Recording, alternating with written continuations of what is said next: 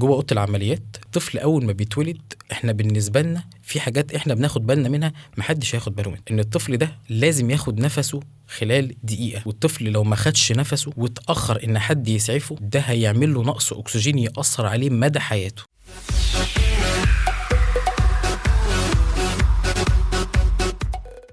دكتور شادي اهلا بيك. اهلا بيك، نورت البودكاست بتاعنا. الله يخليك ويبارك فيك. فيك. دكتور بنتي يعني انا بص دي شهاده لايف قدام الكاميرا كده يعني. ده شرف ليا. دكتور شادي من اشطر دكاتره الاطفال اللي انا عديت عليهم خالص. الله يعزك يا باشا، الله يخليك، ده شرف. دكتور عرفنا بحضرتك. انا دكتور شادي عبد العزيز، اخصائي طب الاطفال وحديث الولاده والمبتسرين. دكتور اطفال المفروض بينام كام ساعه في اليوم؟ لو ربنا كريم قوي يعني 3 ساعات حلوين قوي، من 3 ساعات بحالهم. انت بتنامهم ازاي دول؟ ده مش ايام الطوارئ، ده في الايام العاديه من 3 ل 4 ساعات احنا راضيين قوي. وبتصحى من النوم كام مره على الموبايل؟ لا هو تقريبا ممكن كل ساعه انت تصحى تقلق ترد وتقفل وتنام، ممكن في ال3 ساعات دول كمان يعني. انا بشيد دايما بدكتور شادي ان هو احسن دكتور بيرد على الواتس للعملاء يعني. انت العميل الوحيد المواظب على الموضوع ده جدا. بص هو ربنا بيكرم سبحان الله، حتى لما بيبقى فيه رسائل طوارئ عينك بتقع عليها كده، ممكن ترسل فجأة تلاقي لا دي رسالة طوارئ، خش رد بسرعة يعني. هو ربنا بيكرم دايما أطفال أحباب الله، احنا بننقذ حياته. السؤال بقى اللي عايز اساله يعني هل في طب الاطفال تخصصات؟ هو طب الاطفال في جنرال، حاجه اسمها جنرال بيدياتريك اللي هو دكتور اطفال عام، ده كلنا كده بنقدر نشتغل ده، بس بيبقى في حاجه اسمها سب سبيشاليتي اللي هو في تخصصات تحت طب الاطفال. يعني انا متخصص اكتر في حديث الولاده والمبتسرين والحضانات، ده شغلنا وده اللي احنا استلمنا بيه تخصص الاطفال من سنين. ده بيفرق طبعا في اطفال، في ان دي حته بيبقى في ناس متخصصه فيها اكتر وبتفرق، وهنقول فيها ازاي. في تخصصات تانية في الاطفال، في دكتور اطفال متخصص قلب اطفال، في دكتور اطفال غدد اطفال. دي بتفرق معانا انك تبقى دايما عارف انت معاك ايه والطفل يحتاج ايه، تبعته للحد المتخصص في الحته دي. طيب التخصص بتاع الاطفال حديثي الولاده والمبتسرين والحضانات، احكي لي عن التخصص ده اكتر لان ده تخصص حضرتك كان عارف. تمام. بص هو الفكره كلها ان الاطفال، الكلمه الطفل مبتسر دي معناها ان هو الطفل اتولد يا اما ناقص عمر عن الوقت الطبيعي، يا اما ناقص وزن، يا اما وطفل يحتاج ان هو يتحط في حضانه بعد الولاده. بنقابل بقى ان ده اول حاجه ده تخصص طوارئ، يعني انت بتتعامل مع طفل عنده مشكله وطفل حديث ولاده. بغض النظر ان الطفل حديث الولاده اصلا حجمه مش كل الناس بتعرف تتعامل معاه، لكن دكتور الحضانات ودكتور الاطفال المبتسرين بيبقى عنده قدره دايما ان هو يتعامل مع الطوارئ حديث الولاده وفي الحضانات. تتعامل مع طفل وزنه كيلو وربع، كيلو 200، طفل اتولد ما بياخدش نفسه محتاج تتصرف في دقيقه، طفل اتولد حصل له مشكله قلب واقف محتاج تعمل له انعاش قلبي رئوي. دي حته بتبقى دكاتره الحضانات والاطفال المبتسرين دايما هم شاطرين فيها قوي وبيعرفوا يتعاملوا فيها قوي، لان هم في اللي بيفرق دايما ان انت مقدر كل دقيقه في الوقت ده، مش كل الناس بتشتغل ده. جميل. احنا عندنا بقى في الصحه في جدول تطعيمات، وفي موضه جديده طالعه كده تمام بتقول عليها التطعيمات الاضافيه. انا عايز اعرف التطعيمات الاضافيه دي الاول، تطعيمات لامراض زي ايه؟ التطعيمات الاضافيه دي عندنا هنا شويه جديده، لكن هي بره طبعا من سنين.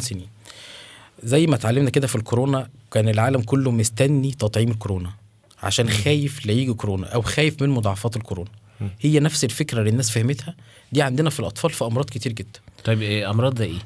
اهم حاجه هو التطعيمات الاضافيه كتير، بس في حاجات مهمه جدا جدا. يعني من اهم التطعيمات الاضافيه تطعيم الروتا. تطعيم الروتا ده هو عباره عن ايه؟ هو تطعيم، احنا عندنا فيروس اسمه روتا بيعمل نزلات معويه بشكل موسمي في الاطفال، ومن اهم خطورتها ان هي بتدخل الطفل في جفاف، ونسبه حجز المستشفى ممكن توصل 50%. طيب التطعيم بيدي وقايه قد ايه؟ توصل ل 99%. فانا لو خدت تطعيم الروتا انا بنسبه 99% حافظت ان ابني او بنتي ما يجروش فيروس روتا ونزله معويه. طيب هل ده معناه ان انا يعني لازم ادي تطعيم الروتا؟ ايه المشكله عامه في تطعيم الروتا او في يعني ده اول حاجه تطعيم الروتا، ان هي التطعيمات دي بقت غاليه جدا جدا ومكلفه، وان كده. احنا على الثقافه القديمه احنا اتربينا وما خدناش تطعيمات غير بتاعه الصحه وشان الاطفال. طيب هنقول في يعني في دقيقه كده، احنا عندنا تطعيم الروتا، في تطعيم المكونات الرئويه ده بيحمي من الالتهاب الرئوي. زمان كان الالتهاب الرئوي ده مصنف ان هو تاني اكتر سبب وفاه في الاطفال في العالم. في عندنا تطعيم الالتهاب السحائي.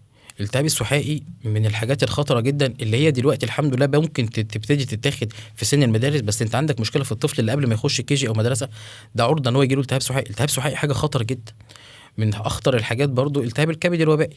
ممكن حد يقول ده التهاب الكبد الوبائي ده ديزيز سيلف ليميتنج اللي هو بيجي ويخف لوحده، بس هل انت تضمن مضاعفاته اللي هي نسبتها 1%؟ لا، ما تضمنش مضاعفاته. فيروس الروتا ده من كل 100 طفل ممكن طفل يحصل له انسداد معوي، يخش يعمل استئصال جزء في المعده بسبب الجفاف وبسبب الاسهال. طيب المشكله اللي بتقابلنا بقى التطعيمات دي بقت غاليه جدا. طب انا اديها ليه وهي غاليه جدا كده؟ كوست وايز يعني. بالظبط كده. التطعيمات غاليه جدا، بس لو احنا قدرنا يعني نحسب قيمه التطعيم بقيمه كشف الدكتور، زي الفحوصات، يعني هنجمع كشف الدكتور على روجيتة الدواء بتاعت العلاج كده. على الفحوصات هتكون قيمه اكبر من قيمه جرعه التطعيم اصلا. وكل ده طفل ما محتاجش مستشفى، ده انا بكلمك على طفل اتخفف في البيت، هو مجرد ان هو كشف صرف علاج، طفل اتحسن. لو جمعنا الحاجات دي انت جبت قيمه التطعيم. لا قدر الله الطفل ده احتاج مستشفى، انت عديت قيمه التطعيم بمراحل. فلما بنحسبها كده، وطبعا انك الفكره كلها يبقى ابنك نفسه عرضه للخطر في مستشفى، ده لا تقدر بثمن. اكيد طبعا. الثمن بتاع التطعيمات غالي، بس الفايده اللي احنا بناخدها منها فايده تستحق. طيب جميل. احنا من شويه كنا بنتكلم وقلت لي احنا ما عندناش حاجه اسمها حساسيه لاكتوز. خلينا نرجع للسؤال من الاول، ايه هي حساسيه اللبن وانواعها ايه عشان نسال عن اللاكتوز؟ في عندنا في الاطفال حاجه اسمها حساسيه بروتين اللبن، وفي حاجه اسمها عدم تحمل اللاكتوز. دول المرضين العلميين اللي في الاطفال. احنا هنا اخترعنا حاجه كده، خدنا كلمه حساسيه من الالبان وركبناها على اللاكتوز، عملنا حاجه اسمها حساسيه لاكتوز. ما فيش حاجه اسمها كده. في حاجه اسمها حساسيه البان وعدم تحمل لاكتوز. ده فعلا حساسيه البان ده حقل الغام كده. يعني هي الفكره كلها، بس يعني لو قلنا بس ان احنا هنقول افاده للناس في النقطه دي، بقى في تشخيص مبالغ فيه قوي في حساسيه الالبان. حساسيه الالبان مش الامر السهل ان انت تمشي في السكه دي، لازم تكون خلاص وصلت انك ابنك او بنتك عنده حساسيه البان ونكمل في الطريق ده. بكل بساطه الطفل اللي عنده حساسيه البان ده طفل بيبقى من ساعه ما اتولد عندنا مشاكل في ثلاث اجهزه. يعني مشاكل جهاز تنفسي، طفل على طول صدره تعبان، طفل على طول مناخيره مرشحه، طفل على طول عنده اعراض برد، ده اول جهاز تنفسي. مشاكل جهاز هضمي، طفل عنده اسهال وممكن بنسبه كبيره يكون في دم في الاسهال. طفل عنده ترجيع، طفل عنده مغص بشكل مبالغ فيه، ده اعراض جهاز هضمي. اعراض الجهاز الجلدي ان الطفل عنده تسلخات، وطفل عنده حساسيه بتطلع في وشه، اكزيما مستمر. لازم نجمع الثلاث اعراض عشان نمشي في سكه حساسيه الالبان. اهم حاجه حساسيه الالبان في العالم كله دلوقتي ملهاش تشخيص يعترف بيه واعتمد عليه، هو تشخيص اكلينيكي. يعني التشخيص مش بينفي ان ده عنده حساسيه البان خالص. انت بتشوف الاعراض وتبتدي تعمل اللي الام حاجه اسمها تحدي المنع، نشوف ده فيه تحسن ولا لا ونكمل. ده ببساطه وسيمبل عشان الناس تفهم ده. عدم تحمل لاكتوز، طفل ما عندوش دم في البراز، طفل عنده اكتر عرض ان هو اسهال. هو طبعا عدم تحمل لاكتوز في منه نوع اولي وثانوي. اولي ده نسبته في العالم 1 لكل مليون طفل. انا في حياتي شفت حاله واحده، وما اتوقعش ان انا هشوف تاني حالات عدم تحمل لاكتوز اولي. اما بقى عدم تحمل لاكتوز الثانوي، ده ممكن بنشوفه كتير شويه. ده مش حساسيه البان. يعني الطفل اللي عنده عدم تحمل لاكتوز ما ينفعش اعمل منع للام زي ما احنا بنشوف الاطفال جالنا في العياده كده. لا، ده طفل علاجه بسيط خالص. انت مجرد بس ان طفل عنده اسهال وما فيش فيه دم، طفل ما بيزيدش في الميزان، طفل عنده شويه تسلخات بتيجي بعد كل مره اسهال، وعلاجه بسيط جدا. واهم حاجه ان لو دكتور حضرتك متابعه معاه وقال لك هندي لبن خالي من اللاكتوز على طول، دي بالنسبه لي تعتبر جريمه. اللاكتوز اللي هو العنصر اللي احنا بنتجنبه ده مهم جدا في نمو العقل، مهم جدا. فاحنا بندي حاجه تعالج عدم تحمل اللاكتوز وبتجيب اعراض نتيجه كويسه جدا بدون ما نمشي للبن خالي اللاكتوز باستمرار. ده سيمبلي. دي حاجه تشخيصها محتاج دكتور كويس فاهم الفرق ما بين الاثنين، مش بيمشي قوي ورا شكوى الام مجرد ما في مغص هتسترس على الدكتور هتاخده معاه في سكه كده. لا، فرق ما بين الاثنين عشان ده يعني دي سكه وسكه تانية خالص. طيب احنا كده بابا وماما جالهم بيبي، والبيبي ده كان وقت الولادة كان في دكتور أطفال في أوضة العمليات وفحص البيبي ولقاه زي الفل. ايه الخطوة اللي بعد كده وليه مهم ان انا اجيلك كدكتور أطفال برضه؟ تمام. هو أول حاجة في نقطة مهمة جدا، لو الولادة اختيارية واحنا رايحين نولد ما تقبلش ان الولادة تتم بدون وجود دكتور أطفال. احنا عارفين ايه اللي بيحصل جوه، وعارفين اهميه دكتور الاطفال جوه. ايه اهميه دكتور الاطفال جوه اوضه العمليه؟ كويس جدا. جوه اوضه الاطفال، جوه اوضه العمليات، الطفل اول ما بيتولد احنا بالنسبه لنا في حاجات احنا بناخد بالنا منها محدش هياخد باله منها. ان الطفل ده لازم ياخد نفسه خلال دقيقه، والطفل لو ما خدش نفسه واتاخر ان حد يسعفه، ده هيعمل له نقص اكسجين ياثر عليه مدى حياته. ومش هيبقى ملحوظ قوي. يعني الطفل ده ممكن لما يكبر يبقى تحصيله الدراسي قليل، طفل استيعابه مش كويس بسبب عدم وجود دكتور اطفال خلاه ياخد نفسه بسرعه او قدر يسعفه. دي اول حاجه. تاني حاجه، ان في طوارئ بتحصل لازم يكون دكتور اطفال جاهز ليها. طفل اتولد عنده القلب متوقف، هل دكتور النساء هيسيب حالته عشان يسعفه؟ هل دكتور التخدير قادر يعمل كده؟ هل الممرضه على كفاءه ان هي تركب انبوبه حنجريه وتعمل اسعاف للطفل؟ مفيش الكلام ده. دي حاله طوارئ بنعد الثانيه، 30 ثانيه دي بنعدها عشان تسعف الطفل وتبتدي تاخد نفسه. ويبقى انت كدكتور اطفال عندك اولويه ان الطفل ده لازم ياخد نفسه. الطفل ما ينفعش يبقى مزرق. نشوف هل هو عيط بعد قد ايه. دي ليها سكور عندنا بنقيم بيها الطفل. فدي نقطة مهمة بتحصل جوه أوضة العمليات، محدش هيشوفها غير ربنا اللي شاهد طبعا. وإن مهم قوي إن يكون دكتور أطفال حاضر. دي نقطة مهمة جدا. خلاص الطفل اتولد بالسلامة وروح، هروح لدكتور الأطفال ليه بقى؟ إن أول 3 أيام في علامات مهمة جدا لازم لازم الدكتور يراجعها. يعني أول حاجة إن الطفل ده، أنا أول سؤال بسأله الناس لما بتيجي، طبعا الطفل يتولد مكتمل ولا لا، عمره قد ايه، قيصري ولا طبيعي، وزن الولاده قد ايه، الكلام ده. ان الطفل ده مثلا من المعلومات المهمه جدا ان لازم الطفل ده يعدي بول وبراز خلال 36 ساعه. اتاخر احنا عندنا مشكله لازم ندور عليه. نتابع جدا نفس الطفل ممكن يتولد مع دكتور الاطفال يكون كويس جدا وما شاء الله الامور كويسه، لا قدر الله يحصل تدهور بعد 24 ساعه، بعد 36 ساعه. التدهور ده بيبقى التصرف فيه بسرعه جدا. فلما انت تزور دكتور الاطفال بعد 24 ساعه او بعد 48 ساعه كحد اقصى، الدكتور هيطمن على قلب الطفل تاني. ودي نقطه مهمه جدا. الدكتور هيتاكد ان الطفل ما عندوش اي عيوب خلقيه، بدايه من فحص اللسان، العين، الاذن، القلب، الصدر. الطفل عنده فتحه البول في مكانها لان دي مهمه جدا. الطفل عنده يعني كل فحصه بتاعه كويس جدا، ونبتدي نتابع قصه الصفر. فده الدكتور بيعمله بعد 48 ساعه. لازم تزوروا الدكتور، ويفضل الله يرضى عليكم وانتوا رايحين لدكتور الاطفال لو انت عارف فصيله دم الام قولها، لان بتفرق معانا في الصفرة جدا. الناس بتستغرب ايه علاقه الام، بتفرق معانا في الصفرة جدا. ففحص الدكتور الاطفال بعد 48 ساعه. وان كمان طبعا ان هيبقى عنده اجابات للاسئله اللي احنا بنتسالها. هل الطفل ده هيرضع طبيعي ولا صناعي؟ طب هنرضعه كل قد ايه؟ طب هنحميه ولا لا؟ طب هنشغله تكييف ولا لا؟ هنلبسه كام قطعه؟ دي كلها اسئله دكتور الاطفال هيجاوب عليها بعد اول زياره. طب على ذكر بقى الصفرة، يعني احنا جبنا سيرتها فما محتاجين نسأل عليها. الصفرة دي شيء منتشر جدا عند كتير من أطفالنا أول ما بيوصلوا للدنيا، تمام، في أول كام يوم. أنا عايز أفهم والناس تفهم يعني إيه صفرة أصلا، بعيدا عن معتقدات الخاطئة. هي الطفل لما بيتولد بيبقى لسه الكبد لسه مش نشط كفاية إن هو يعني يبتدي يقوم بوظيفته كاملة.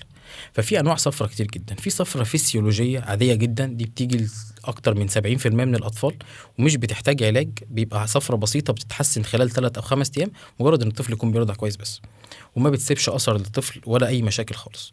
في حاجة بقى اسمها الصفرة التكسيرية، هي دي اللي احنا بنخاف منها شوية. الصفرة التكسيرية دي بيبقى فصيلة دم الأم O، وفصيلة دم الطفل أي فصيلة تانية غير الأو A أو B، أو الأم فصيلة دمها نيجاتيف RH نيجاتيف والطفل بوزيتيف. ده بيحصل صفرة تكسيرية، فيه هيموجلوبين بيتكسر نتيجة الحاجة اللي وصلت للطفل. طب دي خطورتها إيه بقى؟ إن الصفرة التكسيرية ملهاش رقم ثابت، فالصفرة هتفضل تعلى تعلى تعلى لغاية لما بتوصل لرقم كده بيترسب في المخ. ده طبعا بيترسب فين بقى؟ ممكن في مركز النطق، مركز إبصار، يعمل الطفل مشكلة كبيرة جدا بسبب غلطة إن أنا ما تابعتش صفرة مع حد كويس، أو ما قدرتش أحدد من الأول نوع الصفرة دي إيه. هل صفرة تكسيرية، صفرة فسيولوجية، صفرة نتيجة الرضاعة، في نوع تاني من أنواع الصفرة. فدي بتفرق جدا. فمن الأول تتقيم كويس، نتعامل معاها كويس. دي المشاكل اللي الدكتور بتاع حديث الولادة بالذات بيبقى أوير قوي وواعي وعارف خطورة الحاجات دي. طب بس احنا عندنا مشكلة كبابا وماما ان احنا نعمل تحليل صفرة ونسحب عينة دم دي فعلا من مشكلة الطفل بيبقى عمره قصير. الحمد لله يعني بقى في جهاز صفرة متوفر معانا دلوقتي. جهاز صفرة ده بيوفر لنا المشكلة دي، بيحلها لنا بنسبة 90%. لا ده موجود في العيادة؟ موجود في العيادة، مش مع معمل التحليل لا يعني خالص عند حضرتك موجود في معظم الاماكن دلوقتي الكويسه. لازم تجيب جهاز صفرة. جهاز الصفرة ده جهاز بيقيس الصفرة عن طريق الجلد، والاجهزه دلوقتي بقت نسبه دقتها تعدي ال 95%. عظيم. ده بيدينا انا تقييم كدكتور، هل الصفرة دي مقلقه محتاج ان انا فعلا اسحب للطفل تحليل دم ولا لا، مش محتاجه تحليل دم ان انا اتابع رقم. وكمان بترحمني مثلا ان الطفل ده انا عملت له تحليل ولقيت الصفرة فعلا عاليه، هحتاج اعيده بعد 48 ساعه علشان اشوف الصفرة دي عليت قلت زي ما هي ولا لا. طب انا لو معايا جهاز، انا مجرد ما انا بحط حاجه كده على الجلد بدون عين الدم بدون اي الم للطفل، انا عرفت الصفرة دي عليت نزلت ثابته، عارف اتابع الطفل، مش بتابع بعيني، بتابع بالرقم. فده مهم جدا. طيب امتى انا اطمن ان الطفل حديث الولاده ابني ده سليم ما فيهوش اي عيوب خلقيه واطمن يعني؟ تمام، ده سؤال كويس قوي.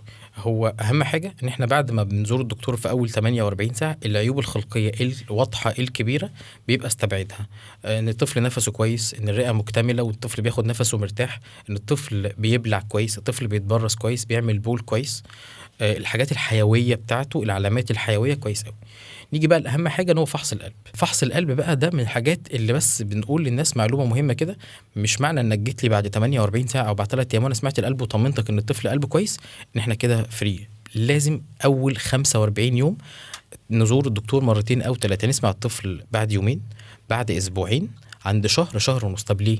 لان في مشكلة بيبقى في حاجة اسمها ضغط شريان رئوي، ممكن انا ما اسمعهاش في اول اسبوع، تبتدي تزيد، فابتدي هنا اسمع لغط القلب او مشكله القلب على عمر شهر او شهر ونص.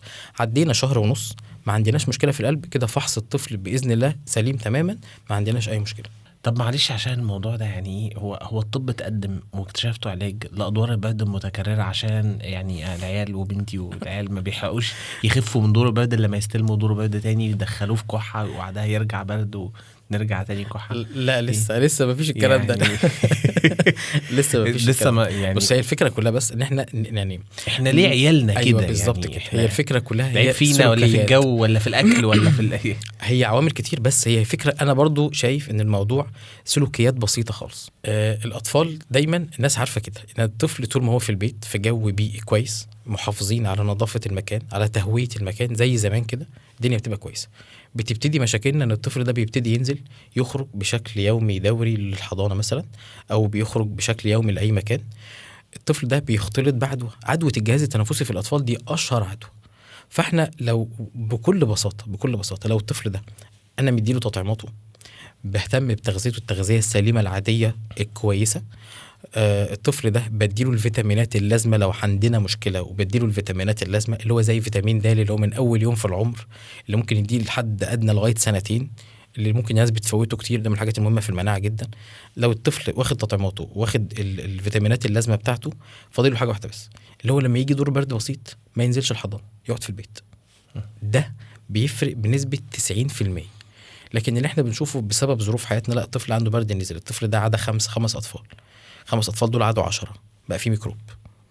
لا واهم حاجه ان احنا لازم نلبسه من 7 ل 18 قطعه. ده غير كده طبعا، ده طبعا يعني الطفل ده اختلاف درجه حراره مفاجئ، الطفل ده في مكان مقفول في الحضانه، لازم يحصل انتشار عدوى. لو كل طفل دور برد بسيط قعدناه في البيت وحاجات العاديه بتاعتنا، الطفل ان شاء الله هيبقى كويس.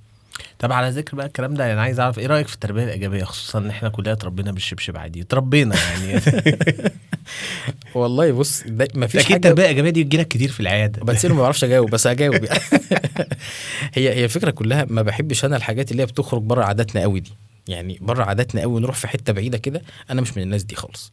في قيود كده يعني، انا مش مع ضرب طفل خالص او انك تاذيه خالص، ده الاذى الجسدي ده في الاطفال احنا ضده خالص، بس في قيود كده. يعني انت لازم تعرف ابنك ايه اكتر حاجه مثلا بتحب تفرحه، وايه اكتر حاجه بتضايقه، ومن هنا ندخل بقى للثواب والعقاب. اكتر حاجه بتضايقك انا هعاقبك بيها من غير ما اذيك خالص. انا بالنسبه لي هي دي التربيه الايجابيه، مش فكره بقى انا ابقى اوبن مايندد وسايب الطفل يغلط ويكرر غلطه عشان ما يتعلم بنفسه، لا لازم في حاجات لازم يبقى فيها قرار حازم بدون اذى جسدي للطفل وبدون ما اذيه نفسيا، بفكره ان انا اعاقب او اديله ثواب وعقاب بالحاجات اللي بيحبها والحاجات اللي بيكرهها، ده ببساطه. طب انت في شغلك قابلت اطفال عندهم يعني في سن صغير عندهم مشاكل نفسيه او ده شيء منتشر؟ هو مؤخرا حتى معظم الحاجات اللي بدأت تظهر زي فرط الحركة والتوحد والحاجات دي هي كلها أصلا أمراض نفسية.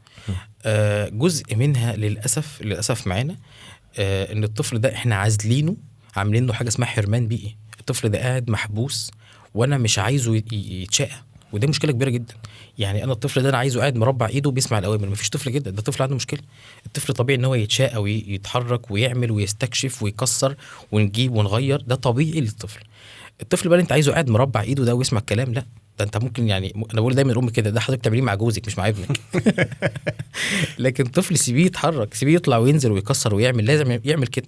لكن الطفل اللي هو دايما احنا عاملين له كبت وما بيخرجش وما بيتحركش وقاعد في المكان، ده طفل عنده حاجه اسمها حرمان بيئي، هيبتدي يجيله اكتئاب.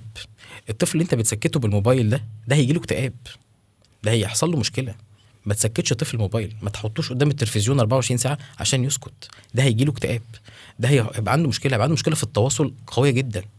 الطفل لازم يتشقى ولازم يتحرك ولازم يخرج ولازم يتفسح ولازم يشوف مكان مفتوح. طيب انا بس هقطع كده واسالك على حاجه جت على بالي دلوقتي، السكرين تايم زي ما احنا بنقول عليه في التربيه الايجابيه. المفروض اصلا ان احنا نتعامل مع الشاشات ازاي؟ انا عايز افهم سيمبلي كده بكل بساطه، قبل سنتين مفيش سكرين تايم، مفيش شاشات. ده في اي حته خلاص الموضوع بقى ليه روتين. يعني قبل سنتين مفيش شاشات، قبل سنتين انت شايف الطفل ده يستكشف، ونصيحه مني يعني سيبه يلون، سيبه يشوف حاجات مختلفه الملمس، سيبه يركب حاجات، سيبه يلعب العاب فيها يعني فيها حركه، فيها حاجات، يركب حاجه شكل، دي حاجات بتساعد ان الطفل ده يبقى ذكي جدا. بعد سنتين احنا لينا ساعه في اليوم، بعد كده ممكن حد اقصى يبقى ساعتين، غير كده لا. اكتر من كده في ضرر. القنوات بتاعه الاطفال دي مشكله كبيره جدا، دي مش مسموح لها في اي عمر، يعني انا ضدها في اي عمر. الاطفال دي بتعمل تاخر لغوي، تاخر في الكلام. الاطفال حتى بيجوا لي بداوا يتكلموا لغه غريبه، لغه مش بتاعتنا، ده عشان الكرتون اللي بيشوفه بدا يبقى فيه عنف جامد جدا. هو بالنسبه له توم جيري ده اللي بينط وبيكسر فهو فاكر ده حركه طبيعيه، الطفل بيحاول يقلده، فدي مشكله كبيره طبعا. فما فيش سكرين تايم قبل سنتين. اكمل معاك بقى الكوميديا، يعني انا عايز اعرف ايه اكتر حاجه ممكن تعصب دكتور شادي؟ انا ما بتعصبش بسهوله بطبعي يعني الحمد لله، بس في حاجات كده بيبقى الناس برضو بتوصلك لحته كده. يعني انا كان مثلا ان الناس ممكن تفسر اي تعب للاطفال انه تسنين مثلا، ده انا مش قادر اقول لك الموقف ده مهما نبذل مجهود نغيره ما فيش. اقرب حاجه ممكن اقولها لك، يعني انا كان عندي جده في العياده من يومين بالظبط، هي جايه تكشف على حفيدين. الطفل الاولاني عنده اسهال وترجيع ونزله، يعني اعراض نزله معويه، فهي بتقول يا دكتور هو اكيد في دروس بتطلع وبيسنن، فبقول لها لا مالوش علاقه. فالطفل التاني عنده رشح وكحه وبرد واعراض جهاز تنفسي، قالت لي هو ممكن برضه يكون تسنين. قلت لها هما الاثنين تسنين، فاستغربت كده. جت هي بقى بتقول لي في الاخر يا دكتور انا عندي صداع وعندي ضغط، ليه علاقه؟ قلت لها ضغط او تسنين عادي. فالتسنين بريء من كل اللي احنا بنعمله، في دي حاجه بنبذل مجهود كبير قوي ان احنا نفهمها للناس. دي حاجه بنبذل مجهود كبير قوي ان احنا نفهمها ان هي مالهاش علاقه للناس. من اكتر حاجات بقى اللي بتضايقني خالص انك تبقى انت يعني بتابع مع دكتور، والدكتور مثلا قدر ان هو يشخص حساسيه صدر وبيحاول يقنعك ان احنا محتاجين جلسات، محتاجين بخاخه ومجهود خرافي بقى ان احنا نبدا الطفل يرتاح معانا، وبكلمه بسيطه كده من حد يقول لك لا اصل هو هيتعود على البخاخه دي، لو سمحت ما تديهالوش. ضيعت مجهود الدكتور والتشخيص واذيت الطفل بدون علم. دي من اكتر الحاجات اللي بالنسبه لي بتضايقني جدا. وبنوصل لمرحله كده اقول طب خلاص يعني كمل بقى، اسمع انت السكه التانية دي. مفيش حاجه اسمها كده، يعني انت واثق في دكتور الان غير الدكتور، شوف راي حد تاني. بس عمر ما الدكتور هيضر طفلك، ده تاكد من ده تماما. عمر ما الدكتور هيضر طفلك خالص. ما تسمعش كلام من حد مش ذو علم. يعني انت ممكن حد مش مجال طبي خالص يقول لك البخاخات دي مضره، حد مش تخصصه ويقول لك البخاخات دي هيتعود عليه. طب انت جبت الكلام ده منين؟ ده ذو علم؟ هل انت متاكد من المعلومه الطبيه دي عشان توصلها وتخلي حد يغير قرار علاج ابنه علشان كده؟ دي فعلا من الحاجات اللي بتضايقني فعلا. بس انت كده لسه برضه محتاج تحكي قصه الجنيه. انت عارفها صح. احنا عشره قديمه يعني. من ضمن المواقف اللي عمري ما بنساها، في يوم دخل لي اب كده قال لي يا دكتور الحقني الولد بلع جنيه. قلت له طب اطمن ايه ده؟ فسمعت الطفل، اتاكدت ان احنا الحمد لله الطفل عدى مجرى الهواء اللي فيه مشكله، فاحنا هنعمل بس اشعه نطمن مكانه فين. فالاب عمل لي الاشعه وجالي، فلقيت فيه كوينين في الاشعه. قلت له لا هو بلع قطعتين. قال لي لا هو بلع جنيه واحد بس، هو بلع ونصين. لو كانوا 4/4 كنا هنقول لك جنيه برضه، بس هم 4. قلت له انت اهم حاجه ان احنا نحصل على الجنيه تاني، مش الفكره هو مكانه فين يعني. دي موقف اللي انا مش بنساها خالص يعني. طيب انا عايز اسالك بقى، ايه اكتر حاجه ممكن تفرح دكتور الاطفال او دكتور شادي يعني؟ والله هي من اكتر حاجات اللي بتفرحني انك تبقى سبب بس ان كان طفل ممكن يحصل له مشكله وربنا كرمك، بس مش اكتر من كده، انك تحاول تنقذ الطفل ده.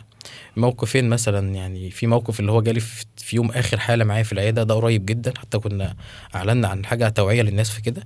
طفل جالي بكحه، بس كحه شكلها غريب مميز بالنسبه لنا، وبنسمع الطفل عرفنا ان في مشكله في رئه من الرئتين. فبسال الام كده، الطفل ده عنده سنه وشويه يعني، هو الطفل ده كان بياكل سوداني او ترمس او مكسرات؟ قالت لي كان بياكل سوداني، وهي ما قالتليش حتى المعلومات، اتفاجئت. قلت لها الطفل ده لازم حالا يعمل منظار حنجري. كلمه تخض، وازاي وهنروح فين؟ اللي ضايقني اكتر بقى اليوم ده ان انا دايما حتى بعد ما بخلص العياده في حاله او حالتين او 3 كده هم دول اللي انا ببقى قلقان منهم ولازم افضل متابعهم. دي كانت من ضمنهم يعني.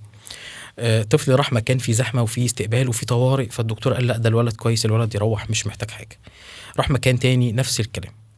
فالحاجه زي كده ممكن ما بتبانش في الاشعه في اول كام ساعه، حتى لو عملنا مقطعين ما تبانش، بس انت بالسماعه واثق من تشخيصك، كمل وهتنقذ الطفل.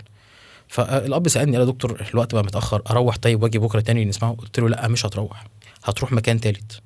وراح مكان تالت، الولد دخل منظار، لقيت الاب مصور لي قطعه سوداني مكسوره وقطعه ترمس طلعه، وتحسن دراماتيكي خرافي بعد مجرد ما شلنا الجزء ده. دي لو كانت دخلت جوه وسرحت بقى ومشيت في السكه بتاعتنا، كان ممكن يحصل تليف في جزء من الرئه. هيبقى مين ذنبه يعني؟ مين شايل ذنب الطفل ده؟ فدي من الحاجات اللي بتسعدني جدا يعني، ده من الموقف اللي انا عمري ما انساه. طب قولي بقى اكتر 3 خرافات انت بتقابلهم وعايزين نكسر الخرافات دي. هو في خرافات كتير قوي، بس من اكتر الحاجات فعلا اللي احنا بنشوفها واهم حاجه، مفيش طفل بيتعود على جلسات بخار او بخاخات. دي اول خرافه لازم نغيرها. تاني حاجه من الحاجات المشهوره برضو، ان الطفل مثلا اول ما بيتولد ما ينفعش نحميه الا السبوع. ما اعرفش ليه، بس دي انا بشوفها كتير جدا. ايه علاقه السبوع بالحمى؟ ما اعرفش، مش فرحه هو يوم السبوع مثلا لازم يستحمى يوم في السبوع؟ من اول يوم بنحمي البيبي كل يوم في الجو ده، ملوش علاقه بالسره. من الخرافات برضو ان احنا ما ينفعش نقص الضوافر بتاعه الطفل، لان ده غلط او حرام، مش عارف ليه، بس طبعا دي من الحاجات اللي احنا بنشوفها كتير قوي. برضو ان الطفل ده من الخرافات المشهوره قوي، ان الطفل ده في حاجه اسمها ممزوق، عنده حاجه مزقه، ان احنا نخلي حد يحط ايده عليه غير الدكتور، يعمل له مزقه يدلكه ويعمل الكلام ده. دي حاجه خطر جدا ومن الخرافات المشهوره عندنا، ويا ريت نتجنبها. طب بعيدا بقى عن الخرافات، انا الجو ده جو مميت، دنيا حر وجو صعب قوي. عايزين 3 نصايح للام عشان تراعي اطفالها في الجو ده، التسلخات والصيف وامراضه وحواراته. الطفل في الجو ده لازم حمى يومي مرة أو مرتين، لازم ما يتعرضش لأشعة الشمس، لازم يلبس هدوم قطنية خفيفة، حتى حديث الولادة قطعة أو قطعتين خفاف قوي قطن، ولازم يتحط في تهوية كويسة يعني، لازم تكييف، لازم مروحة. الحاجات دي مش هتعييه ما نقلقش، بس لو ما عملناش كده الطفل ده هيخش في مشكلة تانية اسمها إجهاد حراري. وطبعا نحافظ على مثلا منطقة الدايبر، منطقة الحفاضة دايما بكريم ملطف، في أي حاجة فيها زنك. دي حاجات لو حافظنا عليها هنعدي بسلام إن شاء الله في فترة الحر. يعني الحلقة دي من الصراحة من الحاجات الجميلة. احنا انا فعلا شغال معاك بقالي فترة طويلة قوي ماركتنج حبيبي يا استاذ محمد، ربنا وفعلا يبارك فيك. انا بحس الدكتور شادي من الناس اللي بتنفع الناس بجد، يعني بتتصدق بعلمها وخبرتها قبل ما تكون اصلا بتكشف على الحالة في العيادة. لا ده هو اي حد ممكن يستفيد. بس انا فعلا مبسوط بالحلقة اللي فيها معلومات لاي حد. فعلا اعتقد ان احنا صعب ان احنا نكون غطينا كل حاجة، بس احنا اجتهدنا يعني. الحمد لله يا رب دايما، وربنا يديم المعروف والمحبة دايما. حضرتك من الناس اللي الواحد بيعزها جدا ربنا يعني. يخليك، ربنا يخليك يا استاذ. مبسوطين بتشريفك لينا في بودكاست في ربنا العيادة. يبارك فيك، ربنا يبارك فيك، شكرا جزيلا. كنا معاكم النهارده في حلقة جديدة من بودكاست في العيادة. استنونا في الحلقات اللي جاية، هيكون عندنا مفاجآت ودكاترة اكتر في مجالات مختلفة.